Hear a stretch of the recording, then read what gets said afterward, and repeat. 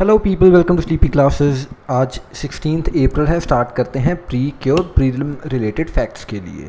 तो आज के वीडियो में हम बात करेंगे मॉनसून प्रेडिक्शन के बारे में। इसके बाद रिप्रेजेंटेशन ऑफ पीपल एक्ट 1951 के कुछ इंपॉर्टेंट सेक्शंस हैं हमारे पास, उनके बारे में जानेंगे। Next we have government e market place, ये क्या चीज़ है एंड इसके थोड़े बहुत जो भी कैवियार्ड्स हैं उनके बारे में समझेंगे। एंड फाइनली मीजल्स है हमारे पास। तो स्टार्ट करते हैं GS1 के पॉइंट ऑफ व्यू से। सबसे पहले हमारे पास मॉनसून प्रेडिक्शन है। तो जो हमारा IMD है, इंडियन मेट्रोलॉजिकल डिपार्टमेंट, वो प्रेडिक्ट करता है कि जो आने वाला साल है उसमें मॉनसून किस तरह की रहेगी। एंड इनकी प्रेडिक्शन है कि इस बार जो है नॉर्मल मॉनसून रहेगा हमारा। तो हम जान लेते हैं कि किस तरीके से ये कैलकुलेशंस होती हैं। लॉन्ग पीरियड एवरेज नाम की एक टर्म है इस केस में इम्पॉर्टेंट। तो इसमें बेसिकली क्या 50 ईयर्स का जो डेटा है उसी के बिहाफ के ऊपर हम जज करते हैं कि जो आने वाले साल में बारिश इस लॉन्ग पीरियड एवरेज से कम होगी या ज़्यादा होगी। तो ये टर्म ये जो डिसाइडेड वैल्यू कितनी है, 89 सेंटीमीटर्स की रखी हुई है। एंड पीरियड इसमें हमने चूज़ किया हुआ है 1951 से 2000 तक का। तो ये जो 50 ईयर्स हैं बेसिकली इन्हीं के बिहाफ के ऊपर हम आगे प्रेडिक्ट करते हैं कि जो आने वाली मॉनसून किस तरह की होगी। तो इसी लिहाज से जो IMD है उन्होंने 5 रेनफॉल डिस्ट्रीब्यूशन कैटेगरीज बनाई हुई हैं। सबसे पहली हमारे पास नॉर्मल या नियर नॉर्मल है। तो इसमें जो भी LPA है, इस केस में जैसे 89 सेंटीमीटर है, तो इससे प्लस या माइनस 10% अगर बारिश हो रही है तो उसको हम नॉर्मल ईयर ही मानते हैं या नियर नॉर्मल। तो इसमें बेसिकली 96 से 104% तक हो सकती है बारिश।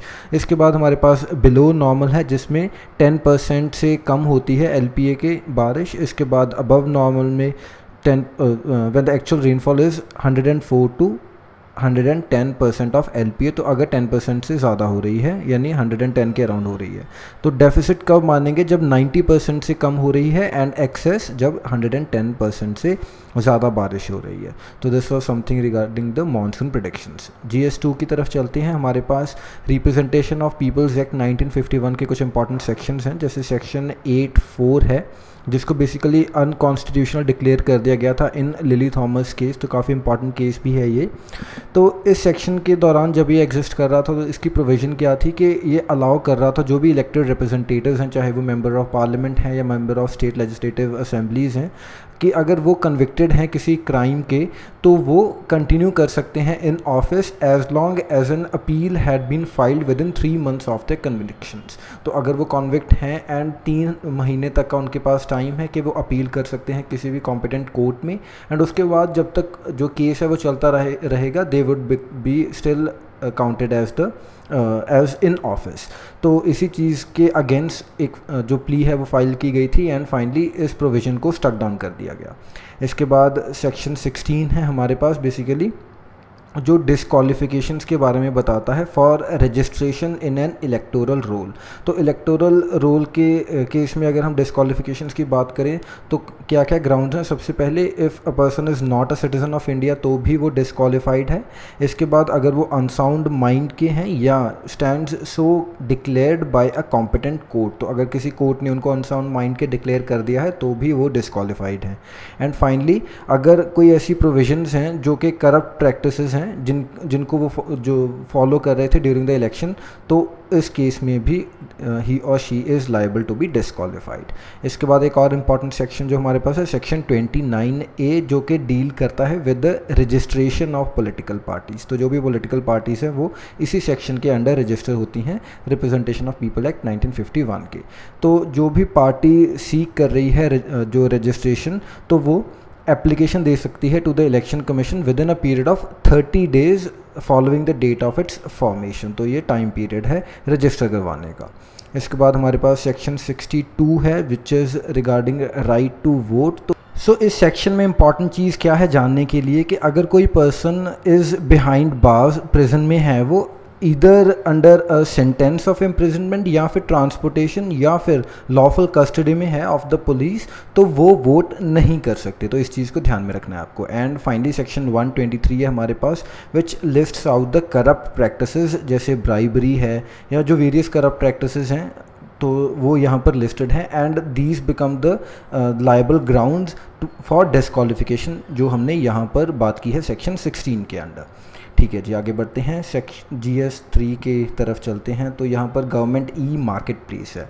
Government e market place basically क्या है, एक वन स्टॉप पोर्टल है जो कि फैसिलिटेट करेगा online procurement of common use goods and services which are required by various government departments, organisations and PSUs। तो जो कॉमन यूज़ की चीज़ें हैं उनको प्रोक्योर करने के लिए ये गवर्नमेंट ई मार्केट प्लेस नाम का एक पोर्टल बनाया हुआ है, एंड ये वैलिड दोनों स्टेट एज वेल एज जो सेंट्रल गवर्नमेंट है सभी के लिए है।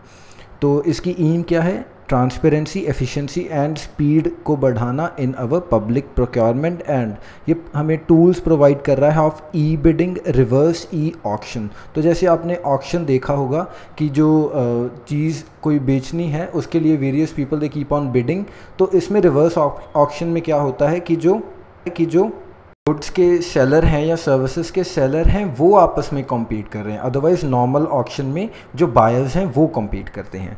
ठीक है जी, and demand aggregation to facilitate the government users achieve the best value for their money. तो अकॉर्डिंगली जितना हमें अच्छे दाम पर सामान मिलेगा उतना ही गवर्नमेंट का पैसा बचेगा, and then that can be utilized somewhere else. तो the purchases through GeM by government users has been authorized and made mandatory by the Ministry of Finance. ये बहुत इंपॉर्टेंट चीज़ है कि मिनिस्ट्री ऑफ फाइनेंस ने ये मैंडेटरी किया है कि जो भी गवर्नमेंट ऑफिसर्स ने सामान खरीदना है वो GeM के थ्रू ही खरीदा जाए। जो पोर्टल है it shall be utilised by the government buyers for direct online purchases as under, जैसे अगर अप टू 50,000 रुपीज़ तक का सामान खरीदना है तो वो किसी से भी, जो भी अवेलेबल सप्लायर्स हैं किसी से भी खरीद सकते हैं। अगर अबव 50,000 है लेकिन अप टू 30 लाख है तो इसमें क्या होगा, जो भी लोएस्ट प्राइस देगा depending on the requisite quality and specifications उसको उसी तरीके से प्रोक्योर किया जाएगा। तो इसमें आप फर्स्ट कम फर्स्ट बेसिस वाली चीज़ नहीं कर सकते, इसमें जो लोएस्ट प्राइस बिड कर रहा होगा उसको उससे सामान लेना होगा। एंड सिमिलरली अबव 30 लाख के लिए भी ऐसा ही कुछ प्रोविजंस हैं जिसमें थोड़े क्वालिटी चेक्स वगैरह बढ़ जाते हैं।